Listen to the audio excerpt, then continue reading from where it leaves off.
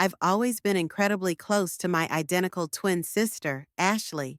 A few months ago, she started dating Jared, and right from the start, I didn't like him. There was just something about him that didn't sit right with me. But since Ashley was in love, I kept my thoughts to myself. Then, one day, I was at the grocery store when a woman, a total stranger, came up to me. She started yelling at me, accusing me of stealing her baby daddy, claiming I had sent horrible messages bragging about how Jared was now mine. It turns out she thought I was Ashley, and she just found out Jared had left her for my sister.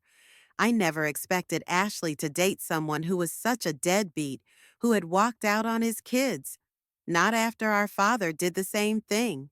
I confronted her about it, and she admitted that she hadn't told me Jared had kids because she knew I would judge her. I told her it wasn't about him having kids. It was about him abandoning them, and that was what I couldn't support. I told her to break up with him, but she refused. We ended up having a huge argument, and our relationship has been strained ever since. Then this week, she invited me over to share some news. She was pregnant. I just stared at her in silence for a moment, not knowing what to say. Jared was there too. He asked me, "What's your problem with me?" I replied, "You walked out on your other kids. Now I'm supposed to be excited that you got my sister pregnant." They both went silent. Then Jared said, "Just because I left the others doesn't mean I'll leave this one."